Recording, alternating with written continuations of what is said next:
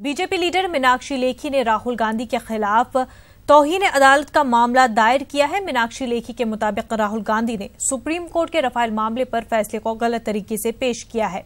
इस मामले में समाअत 15 अप्रैल को होगी। गुज़िश्ता बुध को सुप्रीम कोर्ट में प्रशांत भूषण की नजरसानी की अर्जी पर समाअत हुई थी।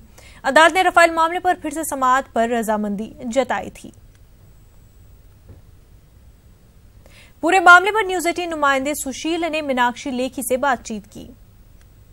साथ ही समय बीजेपी सांसद मीनाक्षी लेखी हैं। मैम, राहुल गांधी के खिलाफ आपने कंटेम्प्ट फाइल किया है, क्या उन्होंने टिप्पणी की थी और फिलहाल सुप्रीम कोर्ट ने क्या कहा? देखिए, जब राफेल का मैटर कोर्ट के आगे था तो कुछ ऐसे दस्तावेज जो कि चोरी किए गए थे सरकारी डिपार्टमेंट से, वो कोर्ट के सामने पेश किए गए। तो एक सवाल, लीगल कानूनी सवाल था कि क्या चोरी किए हुए कागज कोर्ट में पेश किए जा सकते हैं और कोर्ट उनको देख सकता है। उसके ऊपर कोर्ट ने निर्णय किया कि अगर कागज हैं तो देखा जा सकता है, लेकिन कोर्ट ने इसके बियॉन्ड कुछ तय नहीं किया। लेकिन ये व्यक्ति कोर्ट जाके कह रहे हैं कि चौकीदार चोर है। कोर्ट ने भी कह दिया 30,000 करोड़ अनिल अंबानी को दिया, वो चोर ने ऐसा, ये सब कोर्ट के अंदर कोई बात नहीं हुई। तो कहीं ना कहीं प्रधानमंत्री के ऊपर इस तरीके का आक्षेप लगाकर चुनाव को भटकाने की कोशिश है, और जो सीरियस तरीके से देखा जाए तो कंटेम्प्ट ऑफ कोर्ट है। अब मानना है कोर्ट के सुप्रीम कोर्ट की, जो सबसे बड़ा कोर्ट हिंदुस्तान का, जहां पे चीफ जस्टिस के कोर्ट के ऑर्डर हैं, उसको मिस कोट करना, मिस रिप्रेजेंट करना, ये सीरियसली सेक्शन 15 के तहत, सेक्शन 15 और 3C के तहत क्रिमिनल कंटेम्प्ट ऑफ कोर्ट है।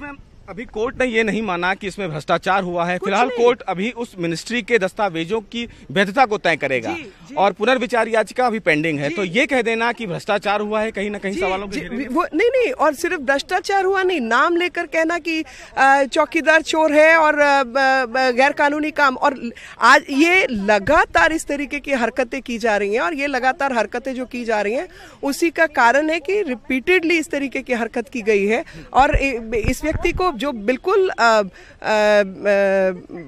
मानने वाली बात नहीं, लगातार जिसको पता नहीं कानून क्या कहता है, जिसको कुछ समझ नहीं है, ऐसा व्यक्ति देश की रिप्रेजेंट करेगा। तो फिलहाल देश की सबसे बड़ी अदालत फिलहाल इस पूरी याचिका पर सोमवार को सुनवाई करेगी।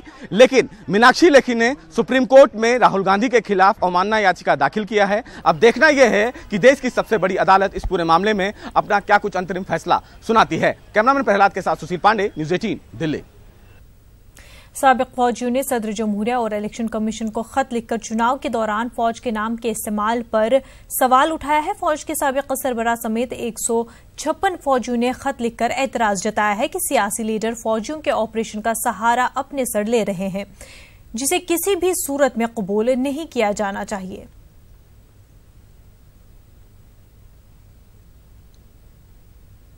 इस पूरे मामले पर न्यूज 18 नुमाइंदा रंजीता झा ने प्रियंका चतुर्वेदी से बातचीत की। कांग्रेस की वरिष्ठ नेता प्रियंका चतुर्वेदी हमारे साथ है बात करने के लिए। मैम, चुनाव पहले चरण का हो चुका, लेकिन जो माहौल देश का है उस पर कहीं ना कहीं पूर्व सैनिक हैं वो भी चिंतित है।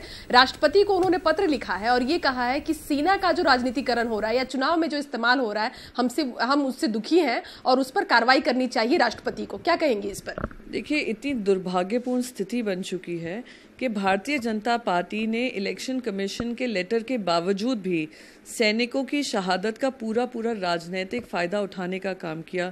जिस तरीके से नरेंद्र मोदी जी ने, जो वीर हमारे जवान शहीद हुए थे, उनके पोस्टर्स लगाकर चुनावी मंच से अपने चुनावी भाषणों में इस्तेमाल किया, अमित शाह हो, आदित्यनाथ हो, इनके मुख्तार अब्बास नकवी हो, जिस तरीके का राजनीतिकरण सेना के नाम पे हो रहा है उससे आपत्ति जताते हुए 156 हमारे जो रिटायर्ड आर्मी मैन हैं उन्होंने लिखा है, जिसमें से 8 आर्मी चीफ्स हैं, आर्मी चीफ, एयरफोर्स चीफ और नेवी चीफ हैं।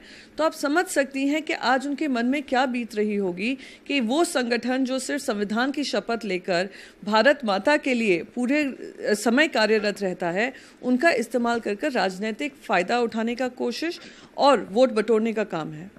मैम दूसरा सवाल है इलेक्टोरल बॉन्ड को लेकर सुप्रीम कोर्ट ने फैसला दे दिया है इस पर और रोक नहीं लगाई है। उन्होंने कहा है कि आप रकम ले सकते हैं लेकिन जानकारी चुनाव आयोग को देनी होगी और वो भी 25 मई से पहले। किस तरह से सुप्रीम कोर्ट के इस फैसले को आप देख रही हैं? आप पिछले 48 घंटे में देखेंगे तो सुप्रीम कोर्ट ने भारतीय जनता पार्टी के सारे झूठों का पर्दाफाश किया है।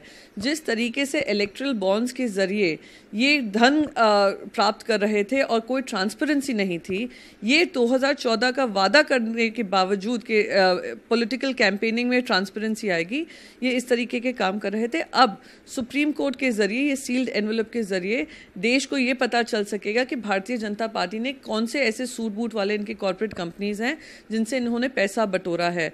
साथ ही साथ 48 घंटे में आपने देखा है राफेल की भी इनकी चोरी किस तरीके से पकड़ी गई है।